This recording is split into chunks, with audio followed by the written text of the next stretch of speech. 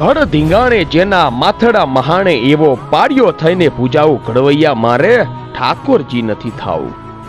મિત્રો, ગુજરાતનો એક એવો વીર પુરુષ કે જે ગાયોને બચાવવા માટે, ગાયોની રક્ષા માટે પોતે પોતાના જીવનું બલિદાન આપીને વીર ગતિને પામ્યા અને આજે આખા વિશ્વમાં દાદા તરીકે પૂજાય છે। તો આવો જાણીએ વછરાજ સોલંકી એટલે કે વાછરા દાદાનો સંપૂર્ણ ઇતિહાસ। વર્ષો પહેલાની આ વાત છે। બહુચર માના બેસણા એવા બહુચરાજીથી 3 કિલોમીટર દૂર કાલરી ગામ આવેલું છે અને આ કાલરી ગામના ગરાસદાર હાથીજી સોલંકી એમને 2 દીકરા હતા। મોટા દીકરાનું નામ બલરાજ સોલંકી અને નાના દીકરાનું નામ વછરાજ સોલંકી। અને સમય જતા બંને દીકરાઓ જુવાન થયા એટલે પિતાએ મોટા દીકરાને બધો જ વહીવટ સોંપી દીધો અને નાના ભાઈને ગૌધનનું રક્ષાનું કામ આપ્યું। હવે આ બંને ભાઈઓના મામા એ ગામની સીમથી નજીક લુલાળા ગામના ગરાસદાર હતા, જે એક દિવસ આ કાલરી ગામ મળવા માટે આવે છે।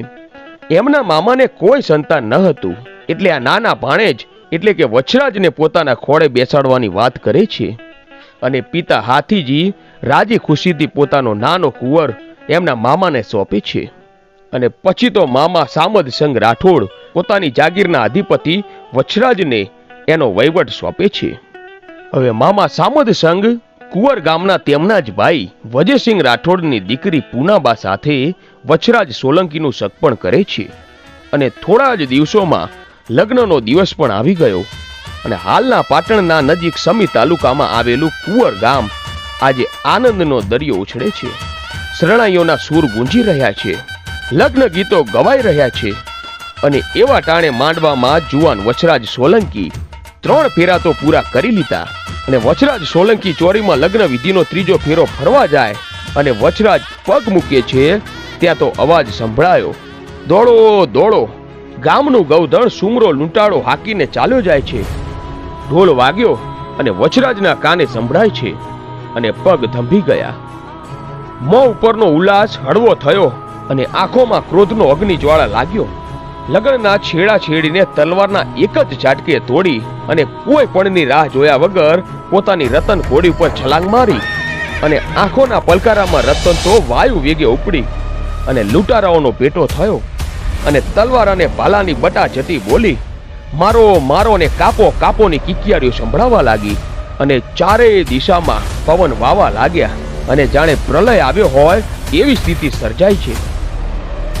અને એ દિવસે લૂંટારાઓ ગૌધણ પડતું મૂકીને ભાગ્યા અને વછરાજ ગાયોને વારી ફરી ગામમાં આવે છે અને હરખની હેલી મંડાણી અને ગોળ મહારાજે અધૂરો જે ફેરો હતો એ પૂરો કરવા માટે હાકલ કરી અને 3જો ફેરો ફરવા જ્યાં વર કન્યા આગળ ડગલા મૂકે ત્યાં વિધવા ચારણ દેવળબાઈ આવીને કહે છે કે વછરાજ, તને અમારા ઘણા ધન્યવાદ। તારા લીધે આખા ગામની ગાયો પાછી આવી, પણ મારી વેગળ ગાય ન આવી બાપ। અને મીટણ બાંધેલા વછરાજ સોલંકીએ એ માડીને કહ્યું કે માડી, તમે ખાતરી કરી? હા દીકરા, મેં બધે જ ખાતરી કરી, વગડા સામે નજર પણ કરી, પણ મને મારી વેગળ ગાય ક્યાંય દેખાતી નથી। વેગળ ગાય તો મારા કુટુંબનું માણસ ગણાય, વેગળ ગાય નહીં આવે ત્યાં સુધી હું અન્ન જળ નહીં લઉં। હે જુવાન, મારી ગાય મારે આગણે લાવ। અને દેવલબાઈ આવી જ્યાં વાત કરી અને પછી તો ધર્મ કાંજે ધીંગાણા કરે એવો વીર વછરાજ એને હાકલ મારી કે હે ગોળ મહારાજ, થંભાવી દો આ વિધિને। હવે તો હું આઈની ગાયને પાછી લાવું ને ત્યારે જ બાકીની વિધિ પૂરી કરજો। અને આવું બોલી અને રતન ઘોડી ઉપર અસવાર થઈને ઉપડ્યો અને થોડી વારમાં એનો લૂંટારાઓનો સાથે ભેટો થયો અને કહેવાય છે કે 18 લૂંટારાઓને ધડથી વધેરી નાખ્યા અને લૂંટારાઓ પણ ભાગ્યા। પણ એક જણે વછરાજને પાછળથી તલવારનો ઘા કર્યો અને વછરાજ દાદાનું મસ્તક પડ્યું।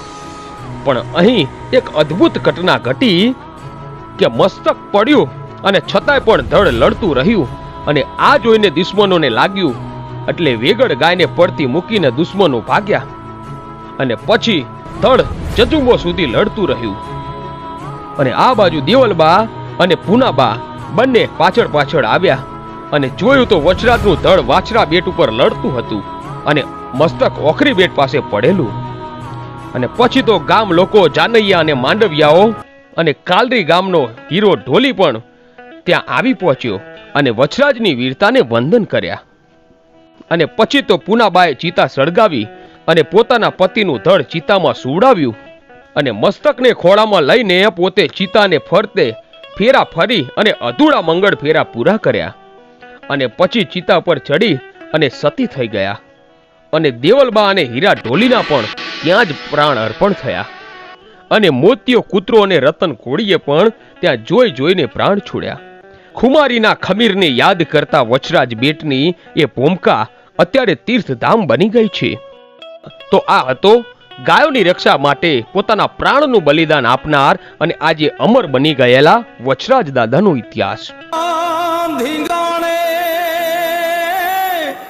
ચડેલા મરદોએ આજમાણ્યો કશું બીનો રણ, જેના માથા પડ્યા અને ધડ રે લડ્યા, એણે જાણ્યો કશું બીનો રંગ.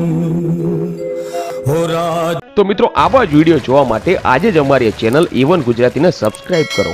ધન્યવાદ.